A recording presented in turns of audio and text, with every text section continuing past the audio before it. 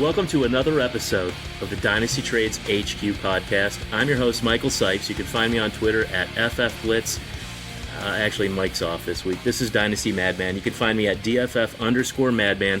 This is Jeremy, and I'm here with the guy who never misses a show, Shane Manila, at DFF_Shane. Shane, what are we going to do tonight without Mike? On our own like this, without leashes. We're off the leash, man. We're unhooked, unchained.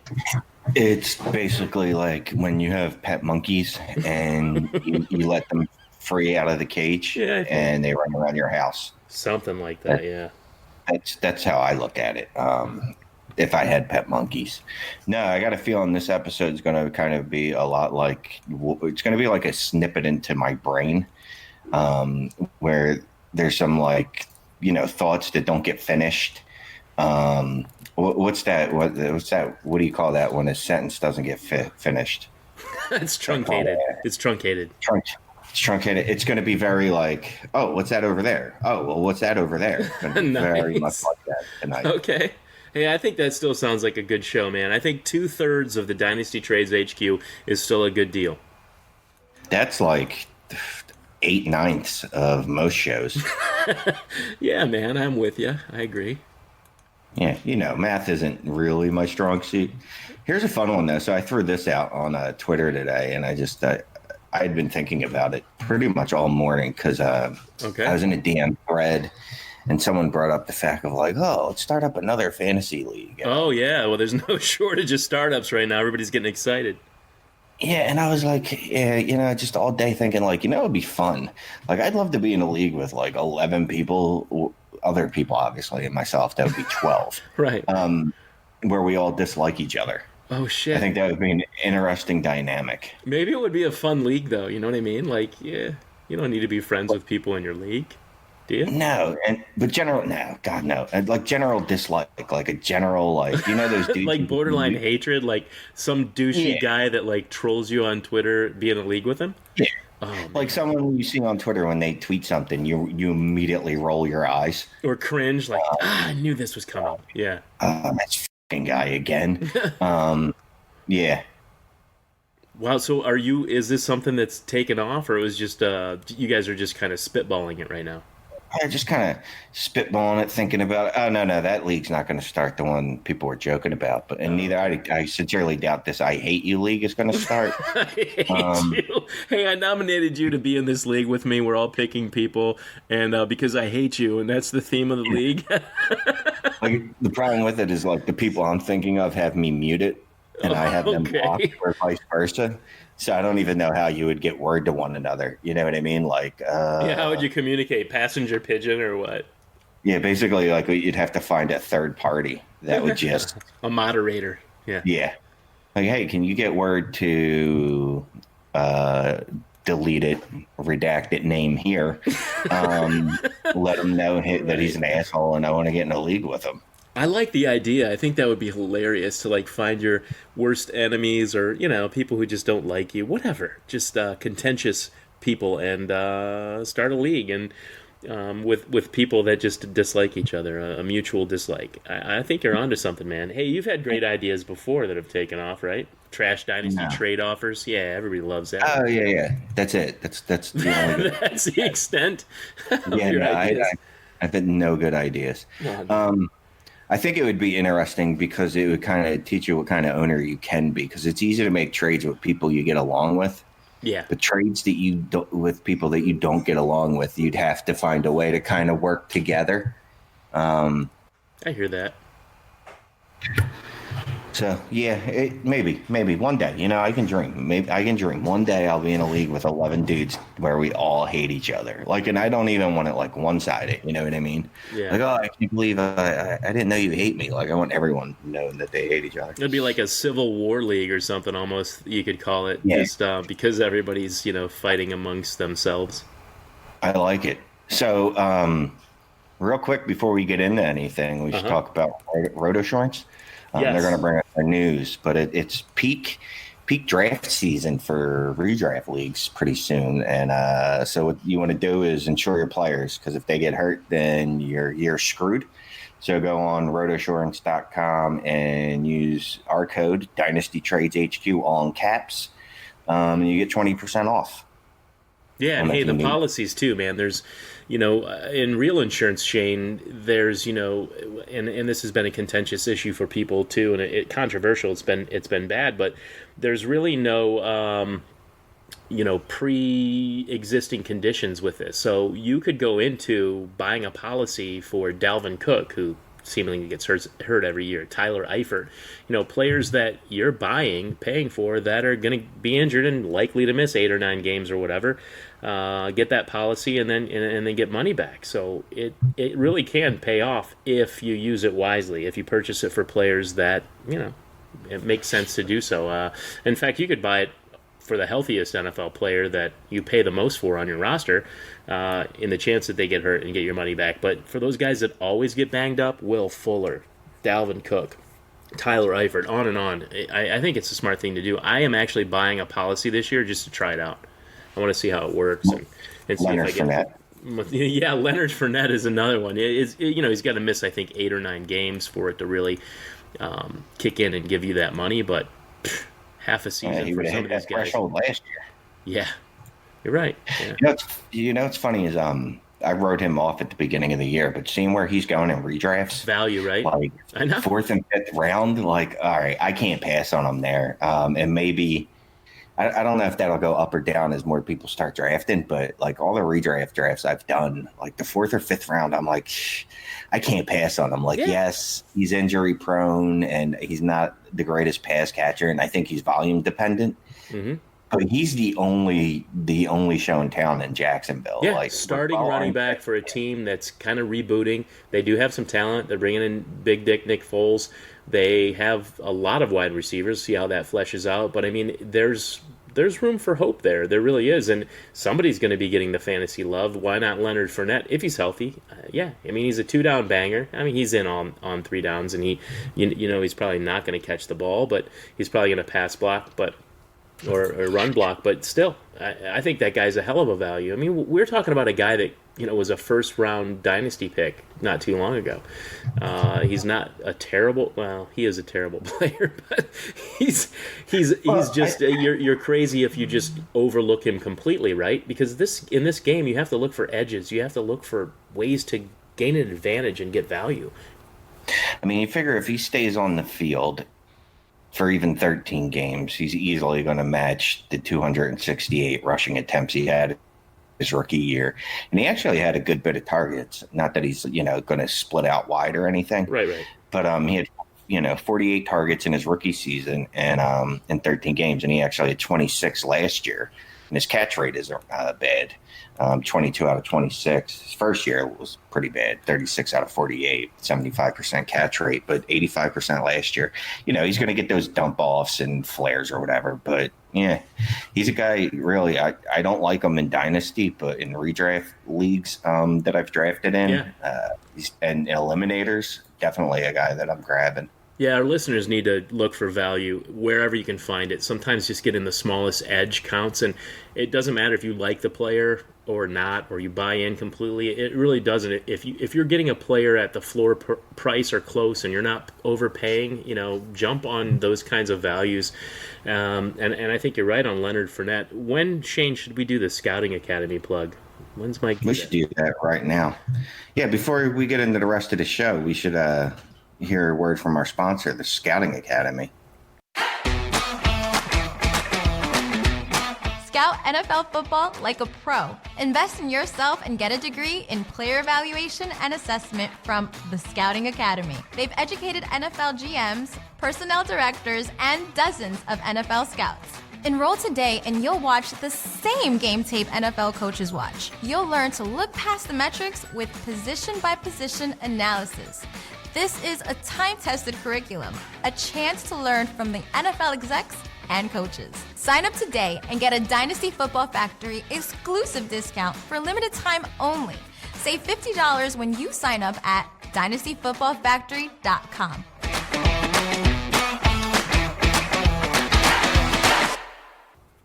All right, so just wanted to remind everyone, though, while we were just talking about a little bit of redraft, we do still have the redraft guide, the Factory Fantasy Football Guide 2019 available for sale on the website.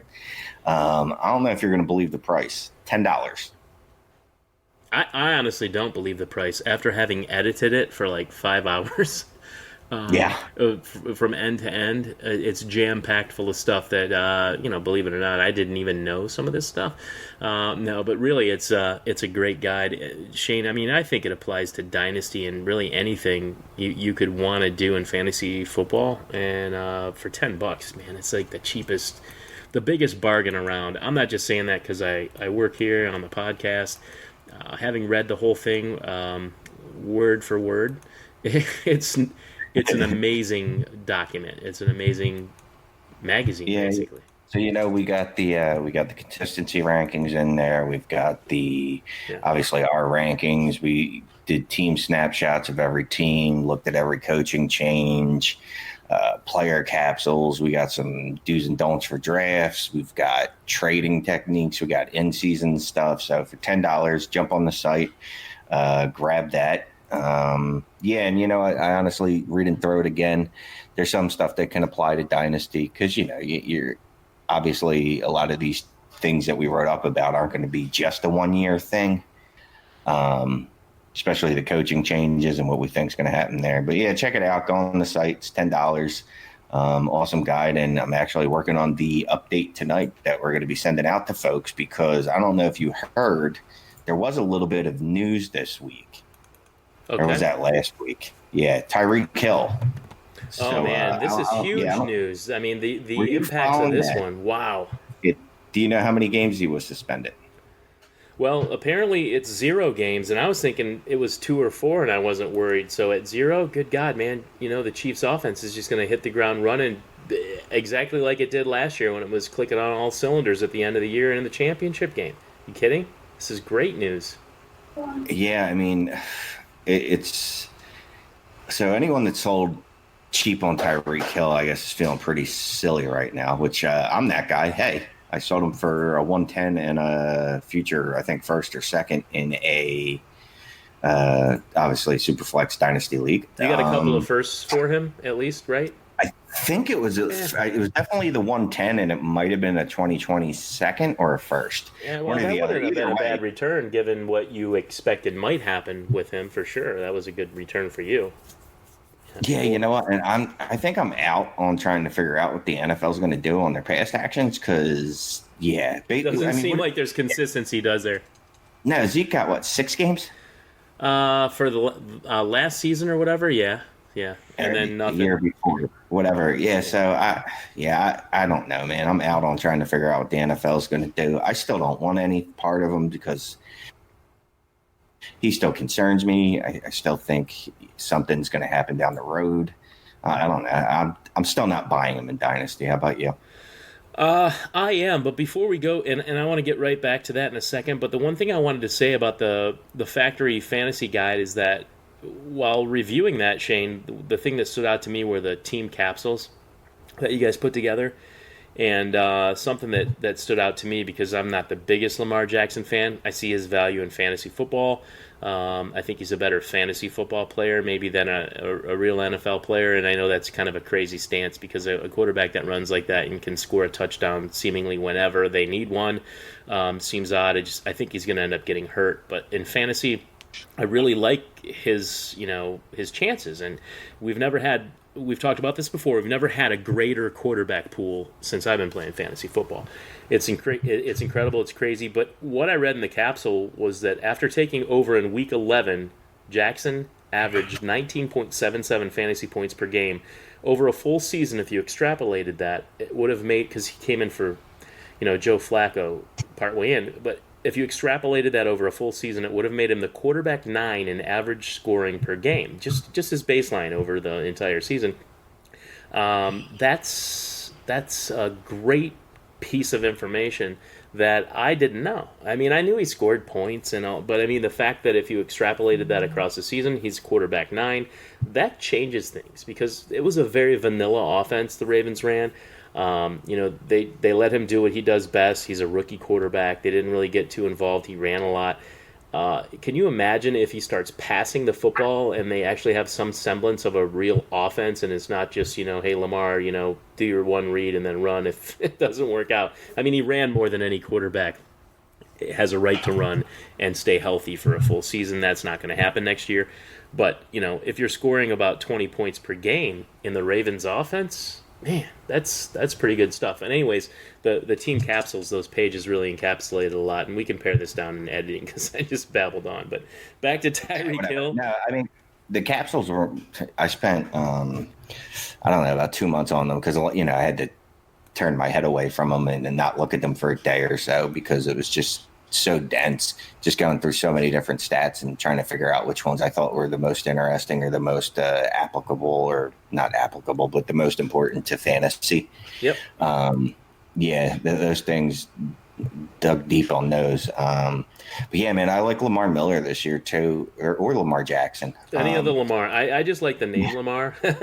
Yeah, at some point, I don't know when I'm going to stop calling him Lamar Miller. I do it all the time too. I don't know why I can't get that out of my head, man.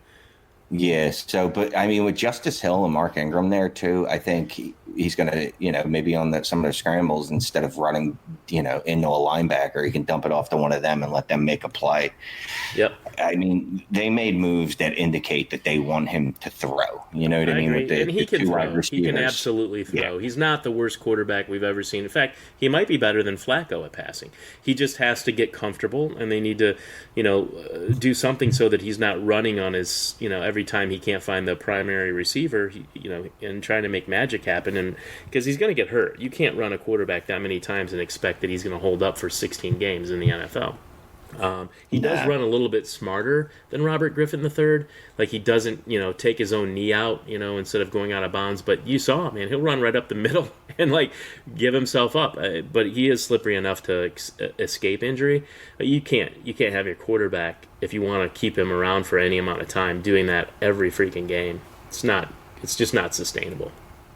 No. And I think, like I said, with the moves they made, adding Boykin and Marquise Brown. I love Boykin.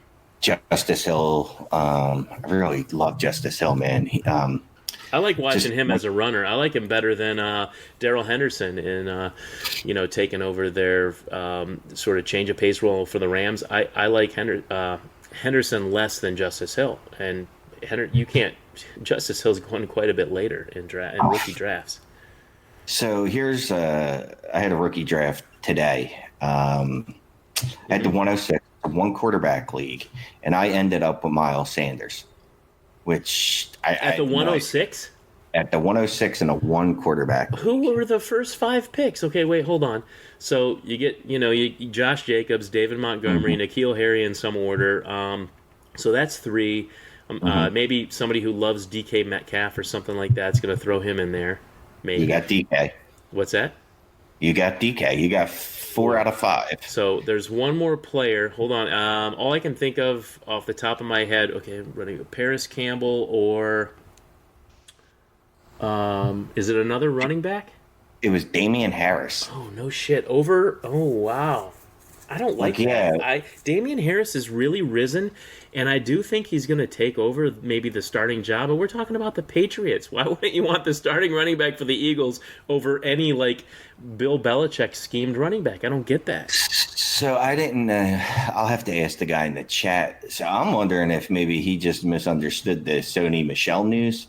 Because, he's starting on the physically unable to perform list in the preseason. Which he was banged up last year. It doesn't mean his season's over. Good God. No, that doesn't even mean he's going to miss any time. Right. So, yeah, it was crazy. I saw, 106, and I go, all right, well, let me go jump on and see. Yeah, were you surprised you got your boy at 106? Yes. Good God, dude, no quarterbacks in there to, mix it up, and he still fell to you. Yeah, I sorted it or whatever. You hit that, so goes in ADP order, and I saw Miles Sanders, and I'm like, what? Okay. It's Christmas in July. Yeah, and I also got Miles Sanders in another draft this weekend at 102. Yeah. Yeah, also a single quarterback league, but that makes a little more sense at 102. I like David Montgomery better than Sanders for a few different reasons, but I'll tell you, I invited Dan Cook, our buddy from the IDP show on DFF. I invited him to sort of be my consultant, basically my co-owner, to do the IDP side of my team. Because in this league, I have a really pretty strong team, but what's held me back is a little bit of a lack of knowledge on IDP. I have a pretty strong offense, and so we go into this draft knowing exactly what we have to do, and I traded up to get N'Keal Harry because I can't remember what happened at the top of the draft, but I went ahead and I traded a future first to get N'Keal Harry, and then we had our next pick, which was our original pick, and I said, so what do you want to do here? And we actually took Miles Sanders over David Montgomery. And, just came to terms with that. But I didn't feel comfortable with it at first, but I'm not so sure that... I came to terms with it. I'm not so sure that it's it could end up being fine. But I was kind of kicking my own ass, like thinking, man, maybe we should go with David Montgomery. That's the guy I like better as a running back. I don't know. I mean, you tell me, like, do you have a preference between those two guys? Jacobs goes at 101 pretty much. He's thought of as the number one running back in this class. Do you like Sanders as much as Montgomery? Do you like Montgomery better? I know you're an Eagles fan, so you're a little bit biased, but I know you can talk about this from a dynasty perspective. I was more on, I'd fallen off Montgomery a little bit until the Bears grabbed him in the third. Yeah. Because of his combine performance. Like, that was just worrisome, even though, his elusiveness and all that in college was amazing. And if you don't believe it, just look up that PFF. If you don't believe that he was elusive in college, just check out that PFF stat that they tweeted out. I think he has the top two most forced missed tackles in the college football history. Yeah, Montgomery and Singletary were my guys early on. I even liked Singletary a little better than Montgomery, but he did it against better competition. He did it longer. I think he's in my opinion, he's the best overall running back in this class. If you consider all the injuries to certain backs, and I like him better than Jacobs. I think Jacobs being taken high, playing for the Raiders, getting that gig, maybe the sky's the limit for him, but I still like Montgomery better. And so, taking Sanders, but ahead of Montgomery, I was not cool with it at first. But here's the thing, you and I have talked about, Sanders is a great running back, and the Eagles are a great team. So if he somehow, or when he inevitably gets that starting gig for the Eagles, I think that guy's going to be lights out, like really good. One of the guys we're drafting at the top, like we do with Joe Mixon right now, the way Joe Mixon's being handled in drafts, I think it's going to be a lot the same. Yeah, what's crazy is we just went through this last year with Nick Chubb, and obviously Sanders isn't. I don't believe he's like Nick Chubb's level. Yeah, but we just went through this last year with two inferior running backs that were there, Carlos Hyde and Duke Johnson, and everybody in Dynasty going, oh, well, then Nick Chubb's going to fall because he's between these two guys. It's a long game, dude. What are you talking about? Yeah, go with the talent, right? It rises to the top. Taken over by, whatever week once, what the hell? Hugh Jackson was gone. Then he was really free to run wild. Doug Peterson is obviously not going anywhere, but the talent's going to rise, and he's the best back. He's the best complete back in that backfield. Like, Wendell Smallwood is not very good. I know people were concerned for some reason about Darren Sproles being re-signed. Darren Sproles is special teams player. I'm not worried about any of the backs there. I mean, I like Jordan Howard, in the short term, apparently more than everybody else I talked to. Like, I like him for this year. Scott Fishbowl, I took him, a couple other, best balls, because I really think he's going to be fine as the lead running back in the short term. I fully expect Sanders to get, if nothing else, the third down role and just secure it and take it and make it his own. And then at some point, maybe this season, become the starting running back. Howard's on a one-year deal. I get it. The writing's on the wall.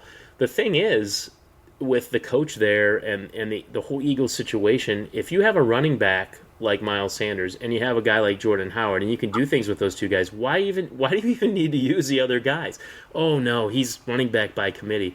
Like you brought up a long time ago, he's never had running backs like this. He's never had a guy like Miles Sanders. Honestly, I don't know that he's had a Jordan Howard. And Jordan Howard is vanilla. but he's really good between the tackles. He's really good at after contact. The stats show that. He's nothing, he's nothing special. Maybe you don't want him in fantasy, but he's a great football player to get you the yards between the tackles that you need. They finally have two guys that they can use in the running game that they can rely on. Yeah, I just don't get this whole, Doug Peterson's not going to use his best running backs. Why the hell not? Why wouldn't you? And when, for the Super Bowl run, when they had Jai and LeGarrette Blount, they pretty much tried to use just those two. Yeah, and those are talented guys. Each have their issues, but probably the best talent he had before that, right? I mean, up until that point, those were the best two cogs he's ever had as, studs. Maybe I'm exaggerating, but the point is, just because he has not used one or two guys exclusively doesn't mean he's not going to this year when he has such a great team makeup. He doesn't have a reason to use 12 backs. Anyways, I don't want to keep going down that rabbit hole, but I think Miles Sanders is going to be fine in the long term. It might take longer than David Montgomery, but I think he's going to be a really good running back. Yeah, I think David Montgomery gets in there this year, and I don't know that it'll destroy Tariq Cohen's value. I don't think so. Tariq Cohen is really good. And he's got a role carved out there in the slot and stuff. So he's not going to just take everything away. But, right. Yeah. So Tyreek Hill, you were asking me before. Tyreek Hill, nothing has changed for me. I think I'm more excited about Travis Kelce now. I was still excited. I think he's the best tight end in the league. But I'm even more excited for Travis Kelce because Tyreek Hill gets double teamed. He makes catches against triple coverage. I've seen him do that and opens the field up for the rest of that offense to go. So I'm really happy about the entire offense for the Chiefs now that Tyreek Hill's coming back. And, of course, Hill's going to get his just desserts too, his dues. But I'm really happy about him coming back because everyone's thinking, hey, Travis Kelce's going to get more love because Hill's not there. Well, maybe, yeah, he's probably going to draw more targets, but Tyreek Hill really opened the field up for Travis Kelce last year, and the stats show what that means. I mean, the stats for Kelce were incredible. Yeah, and looking at Kelce, one thing that I think is, I don't know if it's incredible, but his targets have increased every season of his career. He's just so good, man. I mean, he's just good. He's good at getting release and getting open. That's it. Yeah, I'm not a... I got to look that up. I'd love to look that up, actually. I should look that up on Pro Football Reference just to see. Oh, I'm not going to do it now because that's a lot of work. But if someone wants to tell me who else has done that, where they've increased their targets every season of their career. Only person I could think that might have done it would have been Antonio Brown, except that I know he had about 191 season, and it's decreased since then. Yeah, he peaked and came down. I mean, as a tight end, that's super encouraging. The tight ends and running backs for the Chiefs are just so valuable. Hell, every player in the offense, seemingly, other than the top wide receiver, the tight end, the running back, the quarterback. You get into Sammy Watkins, you're like, well, let's temper our expectations on the secondary receivers, but still, every skill position is what represented. They're like the perfect storm of fantasy, and I really hope the Browns can kind of get to an approximation of that. And I think they have the talent to do it now, and they have the accurate quarterback to do it. So I look to them to, and I'd say Watson, but Houston doesn't. I mean, they have some keys on offense, but I just don't. Even though Watson's awesome, I just don't think they have quite what the Browns and the Chiefs bring to the table for whatever reason. Well, Fuller, they don't have a tight end that they believe in, and they don't have a running back that can catch.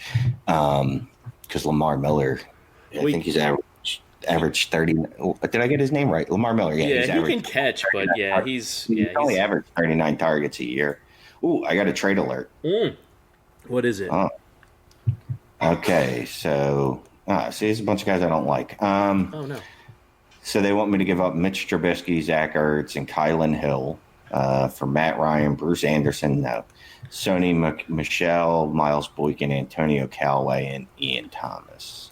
I'm going to reject that. Wait, that's a lot of moving parts, but it sounds like they weren't given I didn't enough. like it. But I do have a Zach Ertz trade that I made yesterday. Did you trade for Zach Ertz? Trade alert. Shane Manila. I traded away Zach Ertz, and I got blown up on it. got blown up. See, I think Ertz is going to be great this year and next year. He's just so good in that offense. There's no reason to change anything about what he does, and he hasn't fallen off. So people are selling him and not buying him as highly. He's I think still the second, third tight end in the mix, man. Well, here's the problem. So he saw an insane amount of targets last year. Right. He set the reception record for tight ends. Alshon Jeffrey wasn't healthy until week 3 or 4 he came back. I believe it was week 4. Yeah, I know he missed some games. Yep. Okay. Deshaun Jackson wasn't in Philadelphia last year. Dallas Goedert was a rookie. And the Eagles have already talked about running more 12 to get him on the field because, well, the guy's just a matchup nightmare. But do you think that they're doing that to get him on the field for even better blocking, or do you see that they're trying to do that for a wrinkle in the passing game, really? Yeah, it's a wrinkle in the passing game. I mean, either way, even if it was for run blocking, well, then that's less throwing that they're going to do. But just the additions of Deshaun Jackson, Goddard going into his second season, the addition of Miles Sanders as a receiving back out of the backfield. Okay. J.J. Jawl, whatever his name is. Yeah, Sega Whiteside. Arthega is how everyone keeps telling me. I just think there's some regression there for Ertz that he's going to see. All right.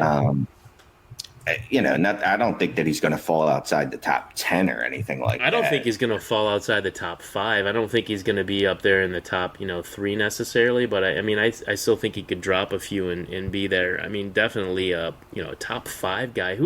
So if that happens this year to Ertz, who do you see overtaking him up there with Kelsey, Kittle? Who's going to be above Ertz if say he falls to 5 or 6? Who would be the guys? Howard. O.J. Howard? O.J. Howard, Evan Ingram. Oh, yeah? Yeah, I love O.J. Howard. You got that. Yeah, O.J. Howard, I think, is going to get a lot of targets, hopefully. I just read something today, and I want to say it was on Fantasy Pros that O.J. Howard he was only on 47% of the offensive snaps last year. Oh, that'll change it. He still did really well for that. Mm-hmm. Yeah. Which is just ridiculous. But yeah, so Zach Ertz, up until last year, the most receptions he had were 78, and the most receiving yards he had was 853. Now, last year, obviously, he went nuts. He also exceeded his target. Last year was his high in targets, 156. It was 44 more than his next closest year. That's insane right there. Yeah, so for the 3 seasons prior to that, he averaged, I'll do the quick math in my head and come up with 109 targets a year. And then he had 156 last year. None of this is to say that Zach Ertz is bad. I think he's very good. It's just I think he's going to regress. Yeah. So over last year, I think it's almost certain that he doesn't score what he did last year. Likely, anyway. So, yeah, I got roundly criticized for this trade, by the way. Oh, and I know you won't like it because it involves a player you don't like that I got back. So anyway, I gave up Zach Ertz, a first, a second, and a third 2020 picks. Second and thirds, you know how I feel about those, although 2020 seconds are very good picks, or at least decent picks, assuming my team tanks, which I don't think it will, and I got back Marlon Mack and Austin Hooper. And I love Austin Hooper. I mean, I've always liked him as a player coming out of school. He finally seemed to reach into what he can become as potential, in the past couple years, last year. And he's been a value. And Marlon Mack, starting running back in Indianapolis, So you gave up your boy from Philadelphia, first, second, and third round picks from 2020 for Mack and Hooper. That's what you got back? Yeah. So you don't like it either. Well, I feel like you maybe gave up a little bit too much. Hey, if Marlon Mack lights the world on fire and Austin Hooper just stays the same, I think you could break even pretty easily. But I feel like you made this trade because you think Zach Ertz is going to really fall off. I mean, I don't... No. The trade for me was really about getting Mack because I think Mack's going to be a top 12 back the next 2 years. If that's the case, you might win this trade. maybe if he's a top 12 back, yeah, you may win this trade. But yeah, it's hard for me to digest why you would give up that much, man. And especially you're a Philly fan. You like Zach Ertz. You were really trying to get away from that and get Marlon Mack, huh? Man. Yeah, I mean, it's not ballsy, about dude. trying to get away. It's not about trying to get away from Ertz. I mean, it's more just trying to get my boy Mac.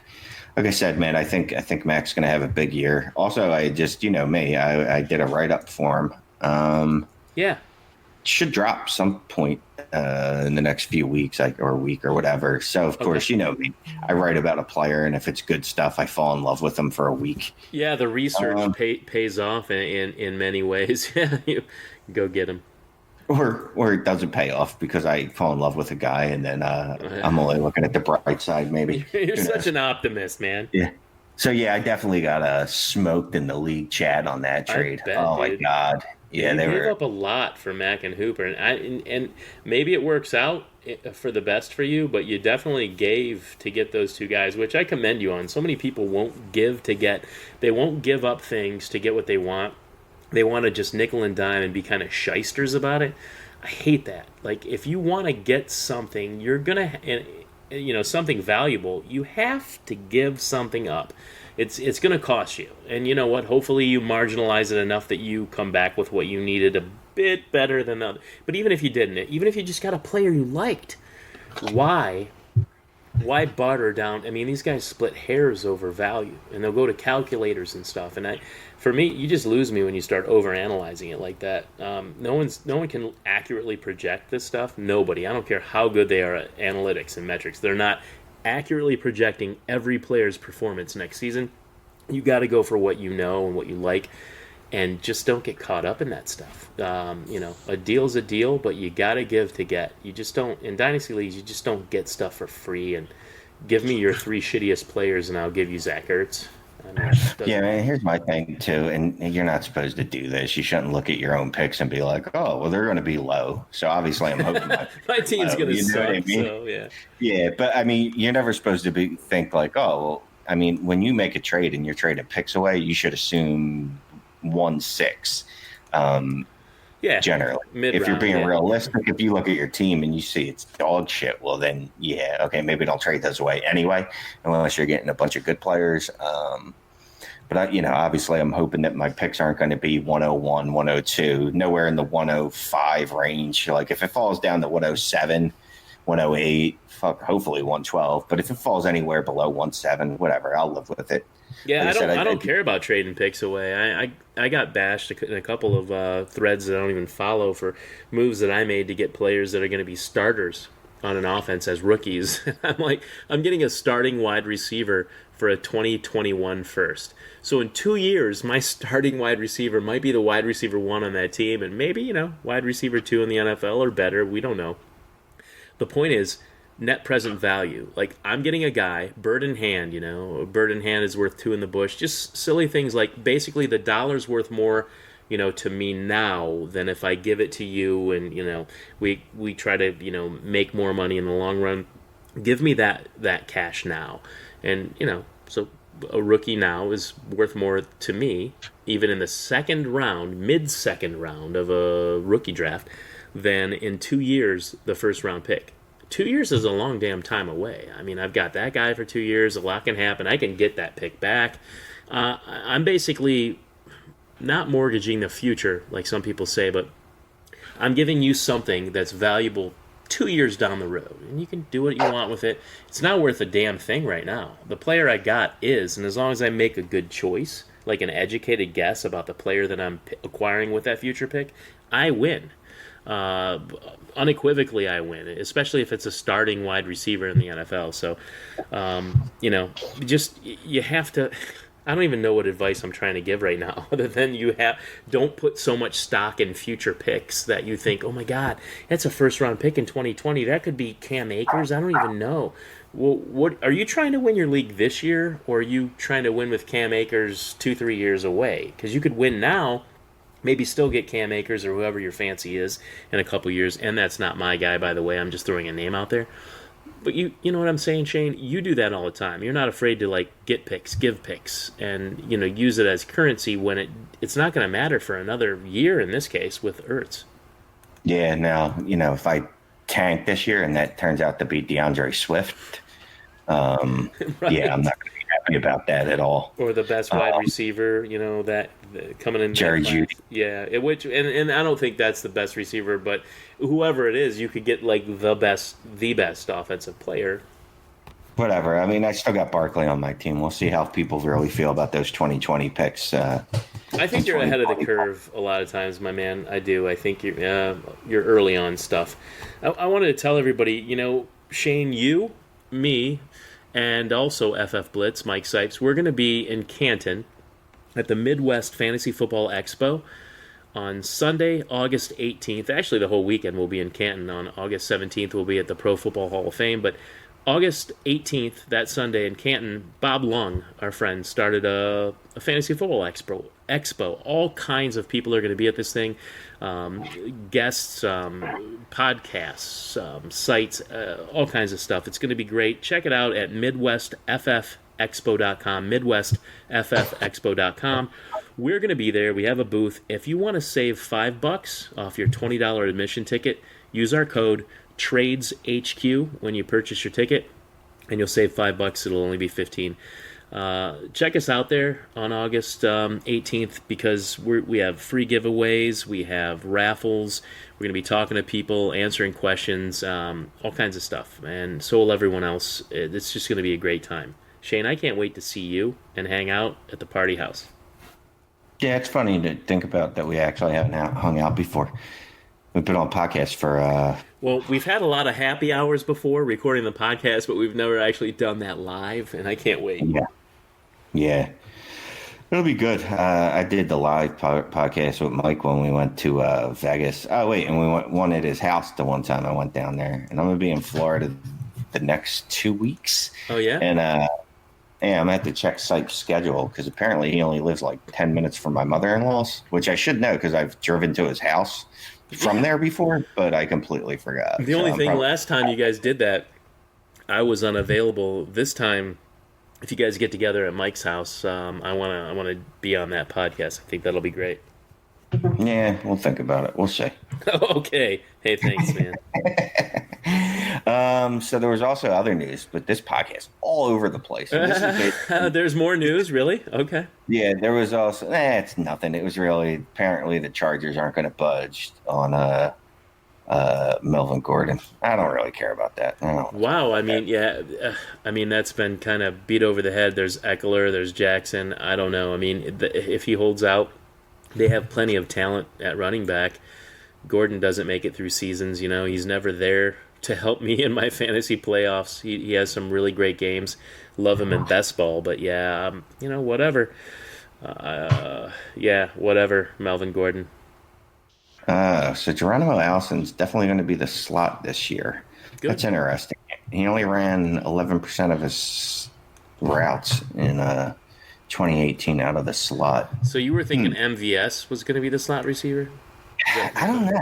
I guess he won't really make sense either, though. He's more of a burner, right? Yeah. Although I guess Tyler Lockett is going to be running out of the slot this year, is what they're thinking. So burners can come out of the slot too. Well, yeah, little fast guys like Isabella are playing in the slot. I mean, I guess it doesn't matter anymore. 6'3", 202, just anyone. They can run anyone out of the slot. Yeah, I mean, if they're good with routes and have good hands. Yeah, but speed is usually key in the slot. You have to have some speed or wiggle. Like that's why running backs are pretty good. The shifty guys, but. I guess it depends on the offense. But yeah, so we thought MVS, what were the starters projected to be? It came out a little bit ago, I don't know, a few weeks ago when everyone was hyping up MVS, or not everyone was hyping him up, but it came out that, that he was looking great in camp. That, Allison was likely to come out of the slot, which I just kind of ignored. But yeah, no, he confirmed it today. I guess today's 23rd. Yeah, he said he's going to be playing the slot role. Wow. He's comfortable in and out, blah, blah, blah, blah. So he played, like I said, a little over 11% of his snaps out in 2018 out of the slot. I don't know, and that's according to Roto World. I don't know what he did in his prior seasons. Yeah. It's interesting though. I mean, I still like Geronimo Allison a lot. Yeah. And I want people to keep pumping up MVS so Allison can keep dropping. And I get you. Yeah, exactly. Yeah. Yeah, I think Allison's probably the better talent there. I got one more trade alert. Another. Yours? Yeah, so this one was just ridiculous. So, we're in the kitchen sink, and it's a Devi auction right now. Mm-hmm. Yeah, I know. I haven't gotten a single player in Kitchen Sink 2 in Devi because I don't have spots or money. Okay, so I had $2. That's all it takes, man. I got 2 players in Kitchen Sink 1 on $2. So I at one point I made a trade. So I gave up I gave up Marcus Mariota and a Devi slot. Okay. And I got back Matthew Stafford and Matt Breida. I like that. I love that. Yeah, I like that deal too, right? And unfortunately, though, I had already nominated someone for that remaining Devi slot. Yeah, I got burned in Kitchen Sink too. Ryan McDowell, thanks a lot, man. Thanks for explaining these rules so much to me. So in order not to basically default on the trade, I had to then trade the same guy. I traded him a 2023 just so he would outbid me on my Devi so that I could actually finish the other trade. Holy crap. That's amazing, man. That is very, man, that's a convoluted trade. But that, Shane, I come to expect that kind of stuff from you, man. You don't do things the easy way, The funniest thing about that, though, is I traded the third that I got from him, or that I traded to him, I actually got from him earlier. I gave it back to him? Yeah. So I ended up trading this guy both my Devi slots. So earlier in the day, I traded I got $71 in blind bidding and a third round rookie pick. At least you capitalized, man. I didn't do so well in Kitchen Sink 1. I burned some money that I traded for. I didn't even use it, and I'm so pissed. Well, I didn't capitalize very well because then again, I had to trade him back the third that I got earlier. So in essence, I traded one Devi pick for one Devi slot for $71 in blind bidding, which you best believe I'm going to use that something fierce. Yeah, sure. It's just ridiculous that it's me. I was like, son of a bitch, because I nominated him because Ryan tweeted at a few of us that hadn't nominated anyone yet, and it was like 11:30 at night, and I'm like, if I don't nominate someone, like I don't even know what the penalty is. I'll tell you what, man. These kitchen sink leagues, the name is apt. It is literally kitchen sink because it's not anything that like you can half-ass. Like, I understood the whole Devi spots. I completely was off on the money as I am every time. Like for some reason, I thought I had 295. I saw that in the Slack chat. Ryan was like, he's like, no, you had $2, and that's a big difference. Like, wait, what? I have $2. Who the hell am I going to win with $2? But apparently, I could have almost won the one player, so I put him up for bid at 11:30 at night. Then I made the trade the next day, and I didn't even check. I just assumed at that point someone outbid me for him. No one did. So I had to make the trade and give up. Dude, it hurt. I mean, I traded for $220 in 2019 Devi money. I used 2 of those dollars to nominate 2 players, which I won. So $2, I have $218 just sitting there on the books that I didn't use because I won those players with my initial nomination bid. And then we're talking running back Keyshawn Vaughn from Vanderbilt and wide receiver. It's actually a good wide receiver that I got. Joe Nagata, a freshman recruit who's like a 4 or 5 star wide receiver. I'm fine with both players on my roster. But I was pissed because the guy I wanted to get, I could have afforded and outbid and done, but because I didn't understand the rules exactly and I had to nominate so many players coming into this auction, not on the first day, I got burned. But anyways, what are you gonna do? I like that. Keyshawn Vaughn, how much did you get? How much did you win him for? $1 single. Son of a bitch, man! I should have paid attention. Well, no, this was in Kitchen Sink 1. Oh, that's right. You're in the other one. Yeah, so, it's amazing how different the values are. Yeah, dude, that's not bad. He's a guy again. What was I reading? I believe it was DLF. I think it was Bruce Mattson was writing up the big 4 running backs for next year: DeAndre Swift, J.K. Dobbins, Travis Etienne, and for the life of me, I can't remember the fourth guy, but he also mentioned like Keyshawn Vaughn's a guy that could, work his way up. He's a guy that could work his way up to that big four, depending on. Oh yeah, no, he's a really good running back, and I have no complaints about getting him, and I have no complaints about this Joe Nagata, who's like a 4-star wide receiver for Clemson. I mean, we know Clemson's a great school.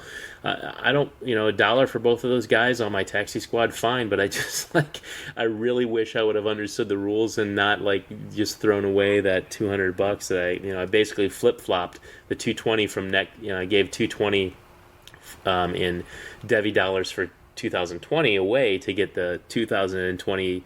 The 2019 $220, and I used $2 of it, and it's just like the worst trade I've made in a while, and it's because I didn't really know the rules doing the startup thing, and I read them, but I just still misunderstood, and so fool me once, I'll be back. I still have a good team and all that. So, but anyways, we probably need to wrap this up, Shane. Yeah, this has been one of those rambling episodes. It's going to be great for Mike to have to fucking... Good. That serves him right for not being here. This was a lot of fun, though, man. I had a blast with you tonight. I got a feeling this is going to be pared down to about 26 minutes. No. We've been recording for at least 45 minutes to an hour, so it's all good. But we do need to get out of here and record our patron episode. For all of you out there who are not patrons, Shane, why don't you tell them about that? Well, first of all, if you're not a patron, you kind of suck. I'm not going to lie to you. A couple things. If you're a patron, you're one of the best people that's ever existed. If you're not a patron, I'm not saying you actually suck. I'm just saying you kind of suck for not being a patron. Obviously, we got the group me chat where we're all just all day, just trades all night. We talk about other stuff too because it's a bunch of great guys in there. Other podcasters, other Dynasty minds. Then I hate calling people fans, but non-podcasters and non-industry people, I'll call them. But it's just, it's great. All these different, these not mindsets, Jesus Christ, all these different views on trades. Yeah, it is, man. I mean, it's a really good thread. Yeah, man, and I'll tell you what, man, sometimes it helps me reconsider things. I got to start putting more of my trades in there before I make them. Right. Instead of after. Jesus Christmas. And obviously you get the uncensored episode of this where I don't say things like Jesus Christmas. You hear other words. Unfiltered, unadulterated, not safe for work patron episode. Yep. And then you get the bonus podcasts every week that we tape immediately after this show where we let loose and just talk about more fantasy football. You just get more of us. Like, how could you not want more of us? And, we'll throw some written content on there.